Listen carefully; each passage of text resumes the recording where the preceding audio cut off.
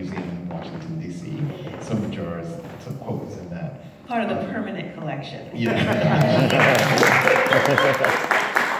Which I still haven't seen in person. I can't believe it. But it's You there. haven't? Oh my goodness. That's so wild. Yeah, Well, I know people have taken pictures of them. Oh no, saying that, I get right. them like all the time. It's Right. just like Majora, like it's very sweet. It makes me very proud. So, it was great to hear your story that you left the neighborhood and coming back. You can see that maybe some of us have had those kinds of experiences, coming back and back to James Baldwin's Talk to Teachers in it. He also talks about growing up in Harlem and taking the bus and taking it down Park Avenue and then seeing the Park Avenue he knew and the Park Avenue downtown and seeing that disparity and that difference, right? So talk to me about the place, and then right now we're claiming Hunts Point. What are you doing? What are your plans? So we're having a blast. It is. So I grew up 600 block of Hunts Point. I live on the 800 block of Hunts Point.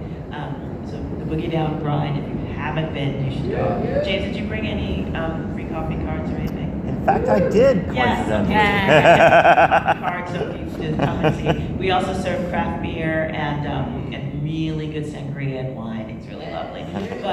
But really, what it is, it's a hip hop themed cafe. It's really sort of speaks to the early roots days of the hip hop era.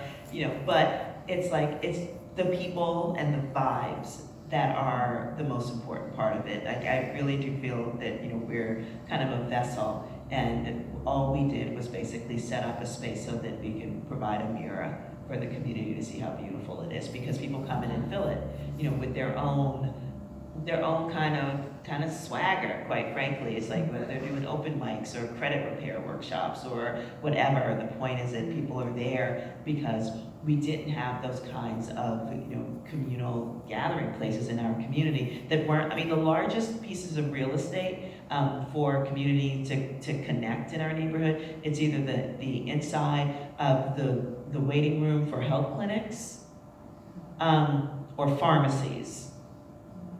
And it's just like, nobody hangs out once they hang out in places like that. And yes, there are some community spaces, but for the most part, they're not considered cool places that people want to hang out in. I don't know anybody who grew up to get out of the neighborhood and went to another place that had more community centers. I just don't know. But they'll go to places that are cool with bars and restaurants and cool theaters and stuff like that. So that's what I'm thinking. Yeah. Oh yeah, and then there's, oh my goodness, and so I'm super excited. So the space that I didn't even talk about what we were doing in the old rail station.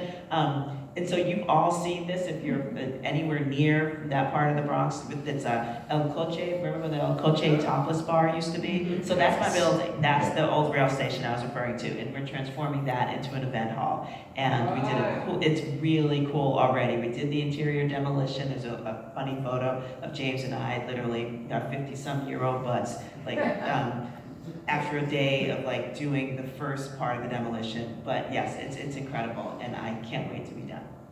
Cool. So I want to talk about power, I want to talk about all this stuff, but I think I'm going to pause and just open it up and bring it to the room. If people have a question, comment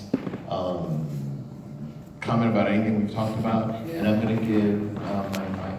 There's one right here. I don't need the mic. That would make me a little more nervous. Zoom audience. Oh, for the Zoom audience. Okay, sure. So everyone, we're here live, but we also have folks on Zoom watching, and they may give us questions. I don't know, but so they can't hear us. They can't hear what's happening unless we're on the mic. So that's why we need the mic. Oh, okay. Thank Well, you. hi, everyone. My name is Cruz, and I'm the library manager at the Westchester Square Library. Yeah. We've met several times, Yes, Majora. And you were so sweet to my daughter. And when I saw that you were going to be in the community where I work, I was like, go girl! I had to come and support. So I just want to say what I personally experienced, I admire, is that when I went to the coffee shop, I was at a point where I'm gonna say people made me doubt living in the Bronx. You live in the Bronx, why you don't get out of the Bronx? It always seems like you gotta leave the Bronx to experience better things, I guess.